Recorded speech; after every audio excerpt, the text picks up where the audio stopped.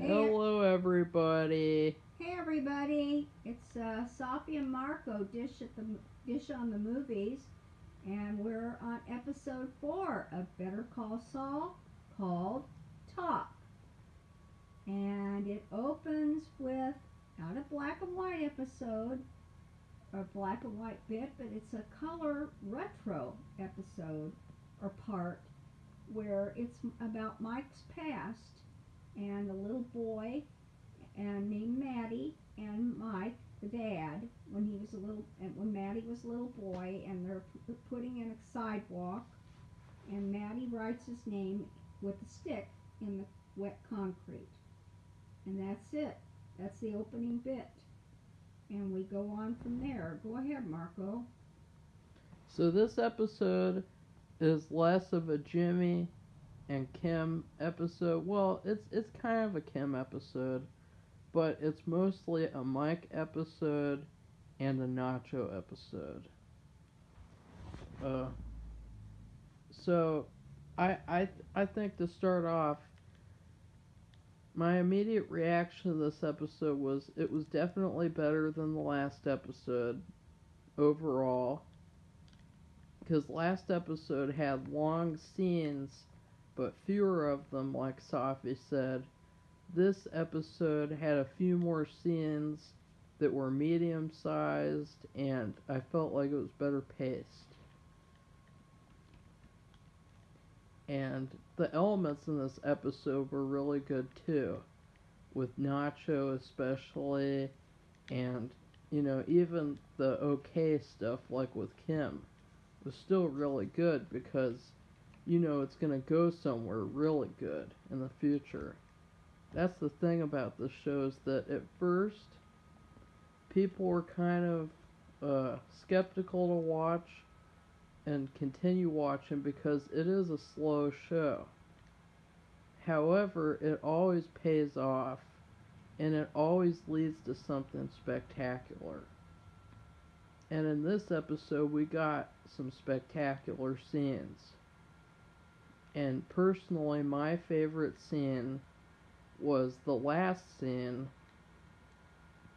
when Mike stood up to Gus. Spoiler alert. I mean, you know that they're not going to die until the Breaking Bad era.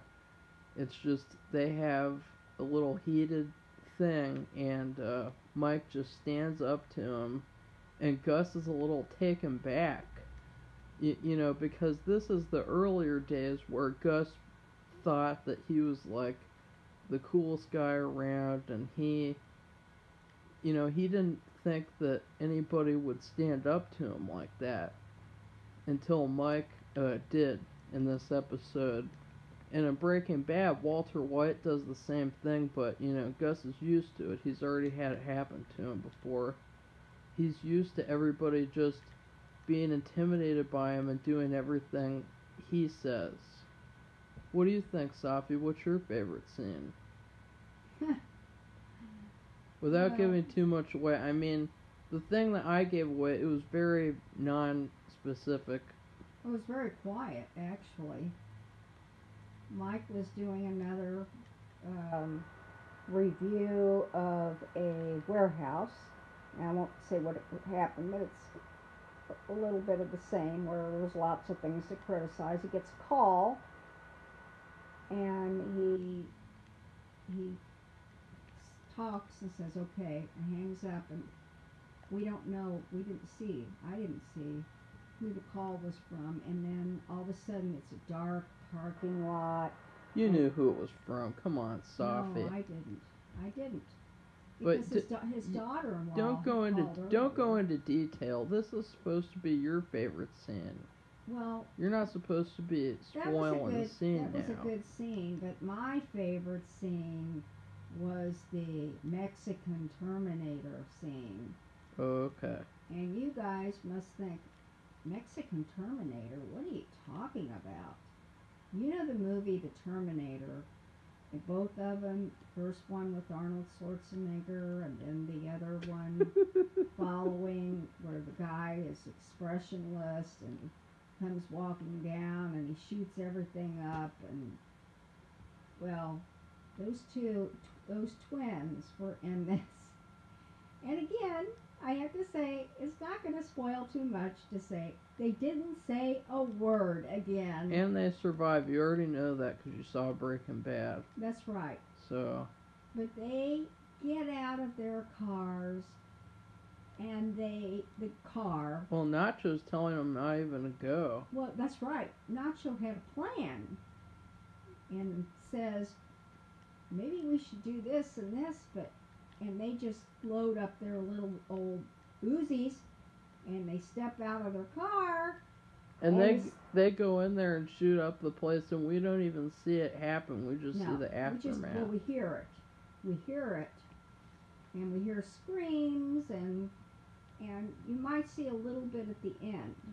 You just hear a lot of gunshots, and see, we had seen who was there before, and you're talking about like 20 people or something, and they get out of their car.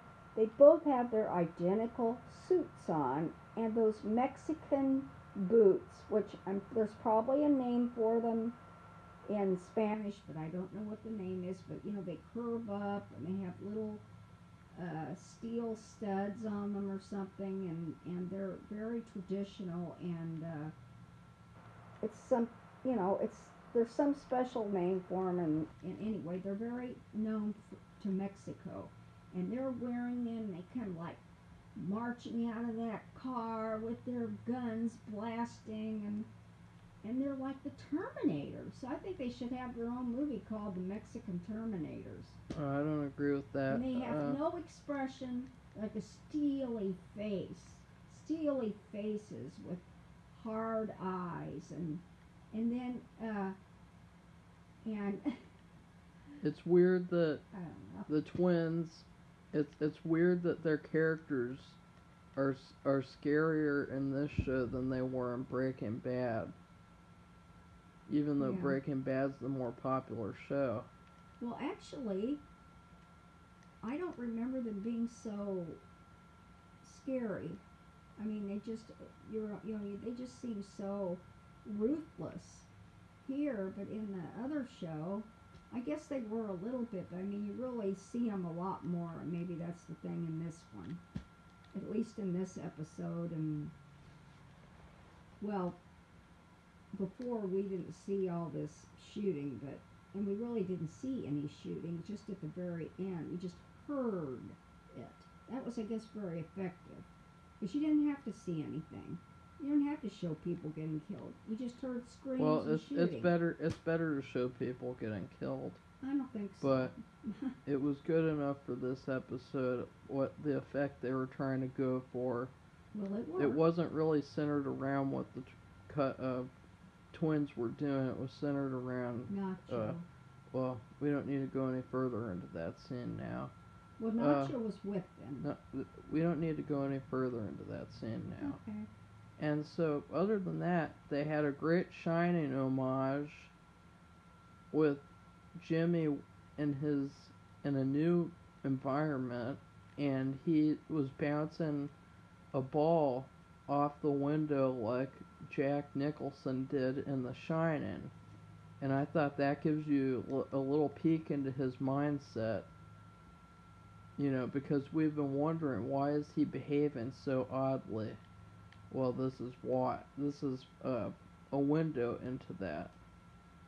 Well, and just to be clear, we are not the only ones who think he's acting oddly. It's not something that we're having an opinion on, which nobody There's no else question that he's acting oddly. Because I'll just say, this is, I guess it's a spoiler, really isn't. I don't think it's that big of a thing, but Kim tells him he needs to see somebody.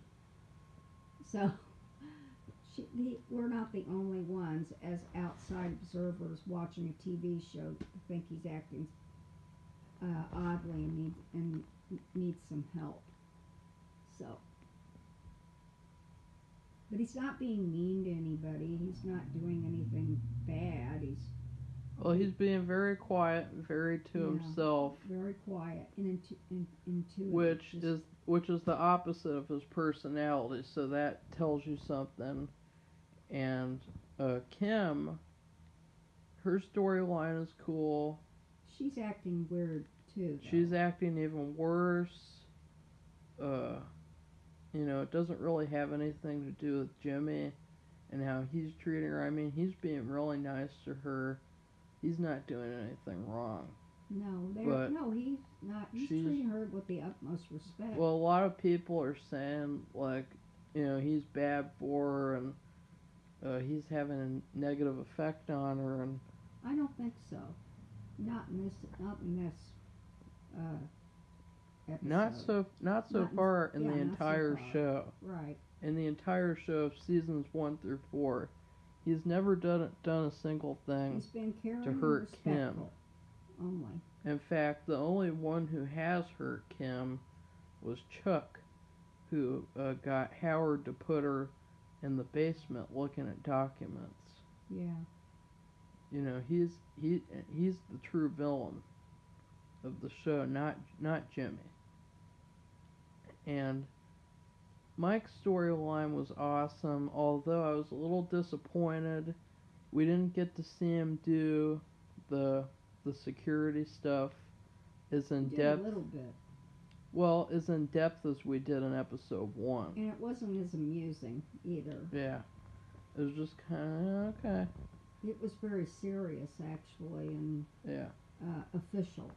And the other thing was a little bit more comedic and funny. Yeah, he's rolling around on that vehicle, and he's signing a birthday card. That stuff's funny. Well, and in this episode, he's just it's like he's already done all that stuff. Skip to the last part. Well, I still think we should talk about Kim a little bit, because we said she's acting funny, and that's not just an observation by people just watching the show and having an opinion. She is they did a sneak preview scene where she goes to court, but she's just watching, she's observing, she's sitting out in the audience, and but people know her there, and the judge knows her. And should we say what happens? No, we shouldn't. Well, because anyway, this isn't the spoiler section. You find out that from that she is having some kind of a problem. I mean, it's not just something that we're observing and we could be wrong, that she really is. So overall, this episode, it was an improvement over last episode, even though I still like last episode as well. I was a little extremely disappointed in the letter element, because I really hope it's not Chuck's real letter, because it has a lot of continuity errors and it does not fit with the show at all.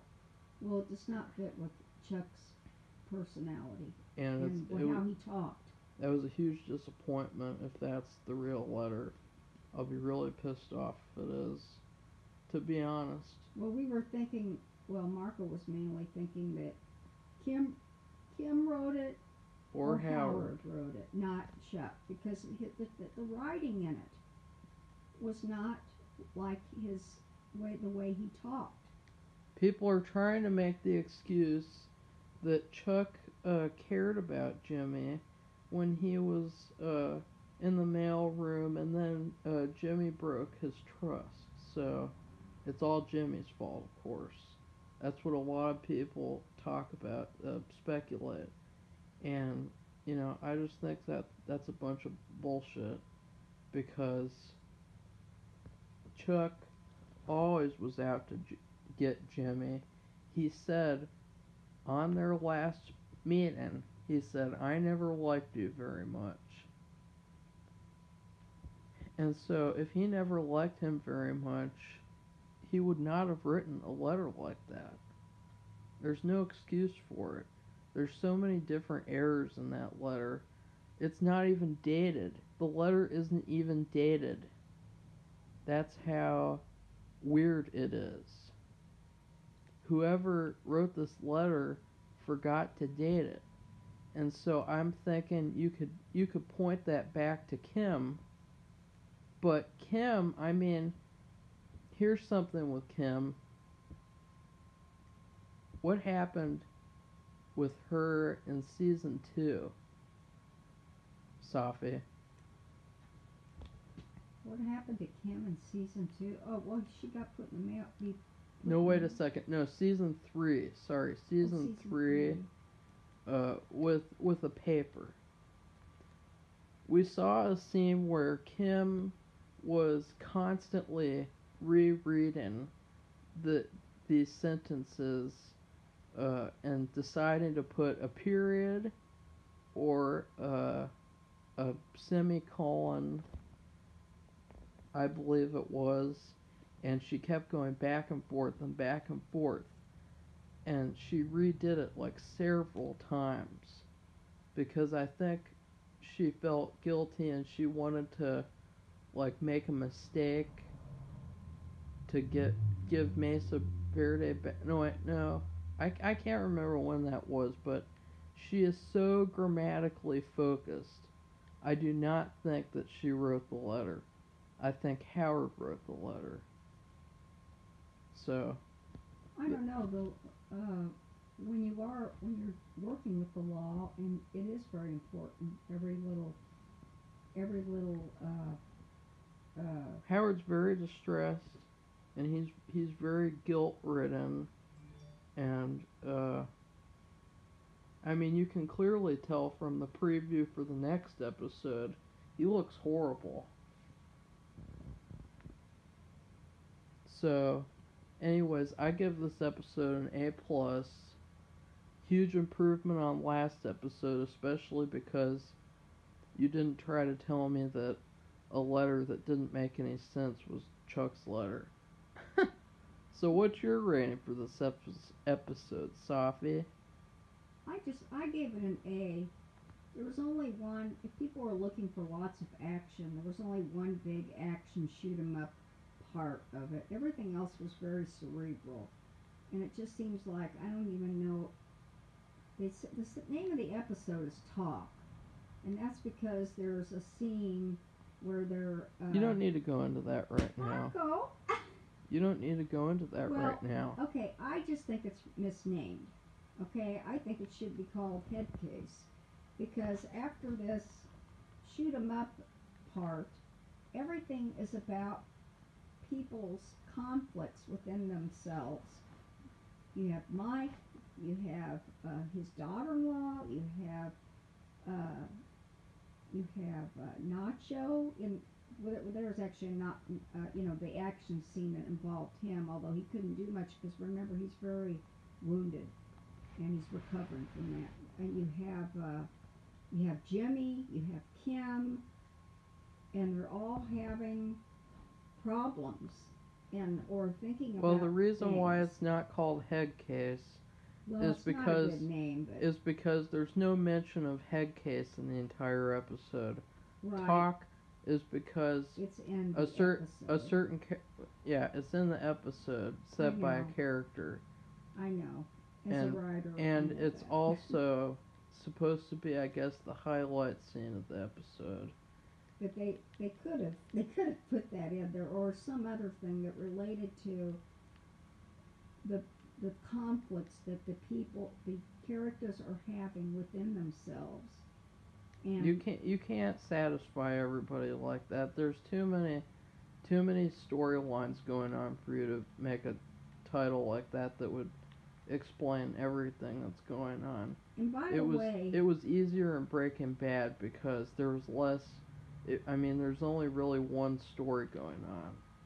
So what were you saying, Safi? Well, and Martha was talking about how there were so many different pieces to the episode. Well, I don't know if you remember, but during the last review, I said there was like 7 or 8 scenes. Well, this one there's like 20. So and some of them are like a minute or 2 long, like that very beginning retro scene. So it's it's very. I said that at the beginning of this review. I know. Well, I just want to make sure I counted. I don't know what it is. I like to count. and I counted the scenes. So there's like almost 3 times as many scenes as the previous episode. So, anyways, now we're gonna quickly do some spoiler talk, just to discuss anything that we had some problems with, or maybe just wanted to know something, discuss something, whatever. Like the letter issue in last episode. I mean, we're still discussing it because it's so glaring, and it seems like it was done to the point of being so simple that it's suspicious. So, for the spoilers, I'd just like to mention another favorite thing of mine in this episode is that all through this show, I don't know her name. Mike's family member. his daughter-in-law. Yeah, I don't know what her name is she's either. been calling him and and whenever she calls him, he immediately picks up the phone Stacy. and says, "Hey, what do I need to talk to you about now? Hey, what do you need now? Hey, what do you need now?" And in this episode, she pisses him off so much that his character evolves into he does not even answer the phone. And I hope there was not a medical emergency or something important like that, and it's going to be like a sad thing because he didn't pick up the phone or something. That would be a little too soap opera-ish, but I really like that small detail because, honestly, I really think her character is a drag, kind of like Skylar was, but at least this character is likable. Stacy, she's likable compared to Skylar. And besides that, Safia kept saying Nacho was gonna die. Well, he no matter if somebody tries to kill him, he's in very bad shape. I mean, Yeah. he is. And Gus doesn't care because he's so mad at him.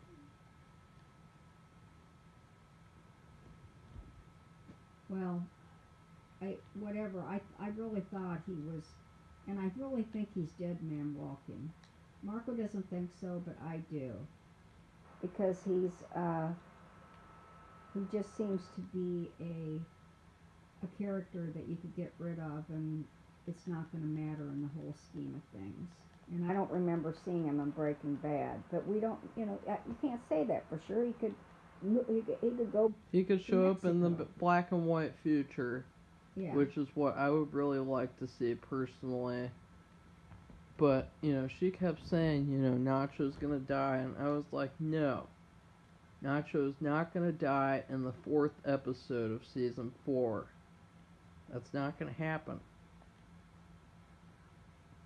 Besides that, Jimmy, he rejected a job again without even giving them like a big speech, doing anything special like he did in episode 2. He just said he had other plans, but Then he is forced to do it after Kim says he needs to see somebody.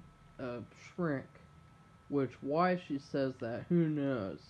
She's basically projecting onto him her problems. Yeah, because Because she's the one who needs to see somebody, in my opinion. Well, she does need to see somebody. Yeah. The judge calls her out on what's going on with her. He's seen it. Well, yes, he's seen it with other lawyers, and so he recognizes it in her. And this is a spoiler, but it seems like, now she doesn't say that. She doesn't say anything, but she's there in the courtroom watching a case. The judge calls her in and says, "Why are you trolling my court?" And he's real nice for a while, but then after he says that, he says, I've seen this before. You're trying to rediscover your love for the law. So what does that mean? She doesn't like being a lawyer anymore? Which is really weird because she's only been an independent lawyer for like a couple of months, and she's only had one job, which is working with Mesa Verde. Well, and then before that, she was working with Howard and Chuck. So Yeah. that's what she is. So there is something going on with her, but she doesn't admit that to the judge. She doesn't admit anything. No, she does not admit anything. Just like Jimmy. Only that she's there. Yeah, and it's very strange. She's observing. And she seems like she's almost in a different state, like she's not even mentally there. Well, she seems like she's having a breakdown. That's what I think. You thought that last episode too, though. Well, she's still like that. It's almost like she's just, like you said, she's just there, like she's got her brain's just frozen, and she's acting out of habit and not thinking about it. And Jimmy, we don't know what's going on with Jimmy still, but we're gonna get more of Jimmy next episode, according to the preview. For some reason, he's going into the courthouse. Oh, it might be for the thing that he did this episode, for the paint thing. They might make him charge him for that or something, which I would be really weirded out by. Should we tell them what he did? Yeah, it's not any in the big spoiler deal. section. Somebody told him, you never know who's watching, and so he took that motto and he painted it on the front of the cell phone store where he's working at now. He bought some paint. He got into some extra money from that little figurine, and he probably used it to buy this nice big orange and yellow paint in really big letters, like foot tall letters, on the front of the cell phone store where he did take the job. And he's bored. He's been bouncing a ball, and nobody's coming in. And thinks maybe this will attract customers. And he wrote, quote, "Is the man listening? Privacy is here," unquote. So the reason why it might be bad is because he doesn't know the cell phone's policies. He doesn't know if like privacy is really like their guarantee, so they could get sued or something. I don't know, but you know, it's the same thing over and over again. He has a fantastic idea. It really helps out a business, and then the business doesn't care about it, and they get mad at him. Well, we'll see. We don't know this for sure. Yeah, I don't know. But why else would he be in the courthouse? Well, it could have something to do with the figurine. No, it might be to check in, I guess. I don't know. Or they're jumping ahead. Because he says in the episode... Oh, please, no. He says in the episode... You're not doing that. Oh, I'm going to do this job, Kim, and I got this job in the cell phone store, and then in 10 months, I'll be a lawyer again. No, they're not going to jump ahead. Well, I don't know. Well, this is a slow-moving show. If they jump ahead, it'll go against their entire nature, the entire show so far. Because the entire show has never been about jumping ahead here, jumping ahead there. It's always been natural, slow-moving television.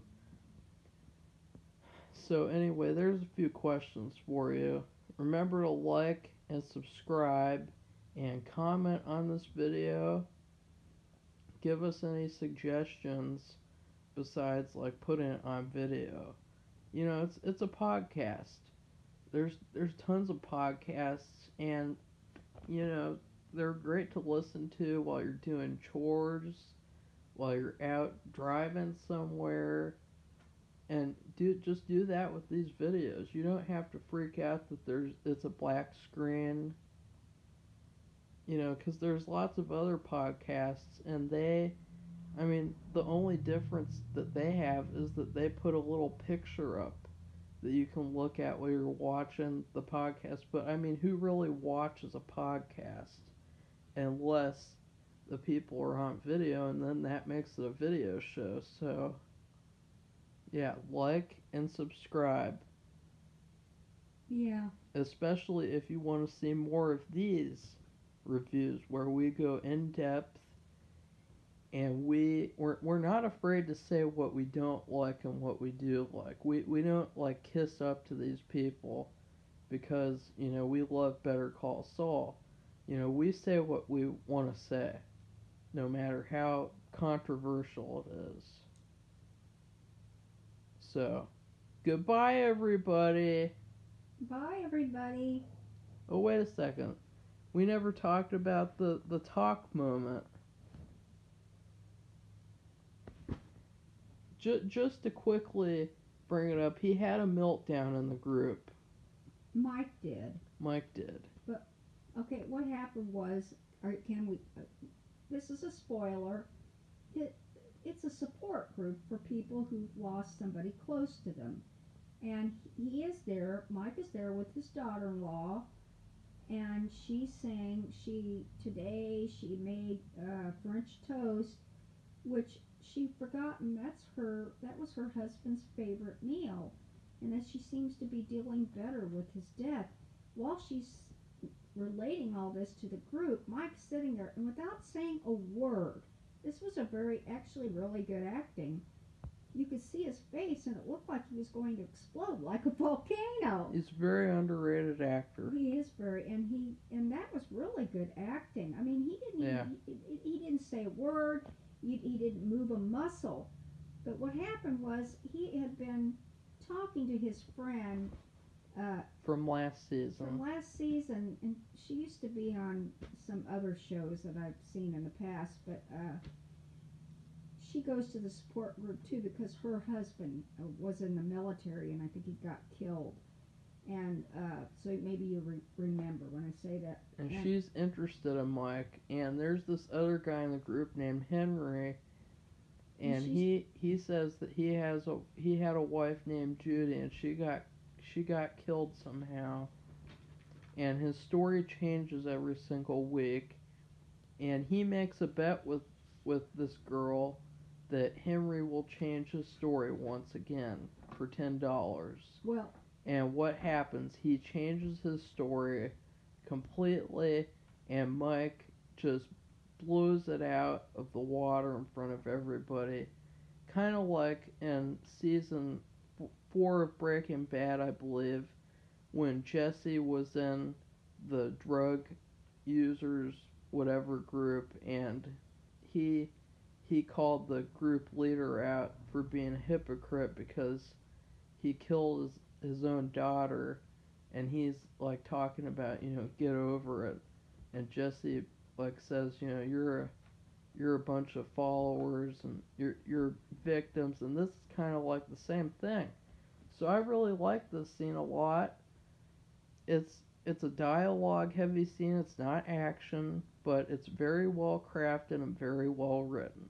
Well, what I thought was interesting, and I've never heard of this, and maybe this is something well known, I don't know, but before they go to the group, he's meeting this woman at a coffee shop, and they're talking about they're going to go to this meeting tonight, and that's when they make this bet. And he says, this guy lies, because there's things that he said that I know that are not right. And he says he has a tell, T-E-L-L, and like, what the heck is he talking about? It's because he used to be a police officer, That's right. And police officers know how to tell if people are lying or not. Right, and he said that every time he's lying, he touches his wrist, and that's called a tell, because it's an indication that he's lying. So after his daughter-in-law was going on about how she's seeming now to recover a little bit from her grief, that at least she's starting to keep it in check, and it's getting over a little bit, and he's seething, but I don't think he wants to say anything bad to his daughter-in-law, even though you can tell he's about ready to explode. But then this guy starts talking, and he starts lying, and he touches his wrist, and that's when Mike, after he stops talking, that's when Mike starts calling him out.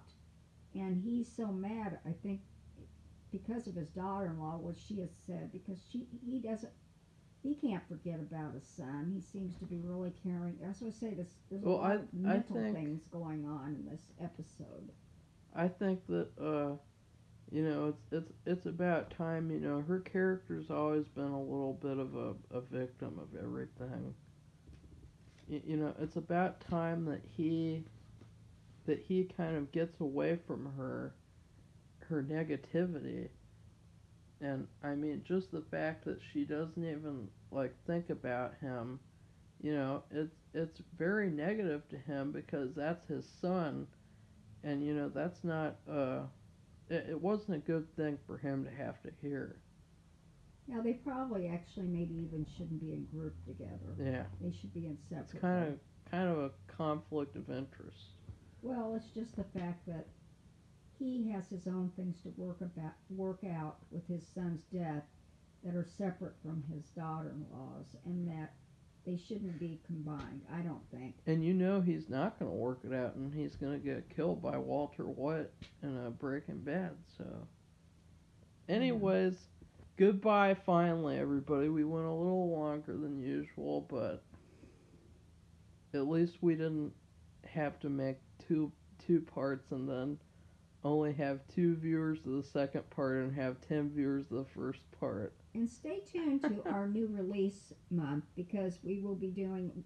We just watched Puppet Master, The Littlest Reich, and we will be doing Teen Titans Go, The Incredibles 2, Mission Impossible, and Black Klansman.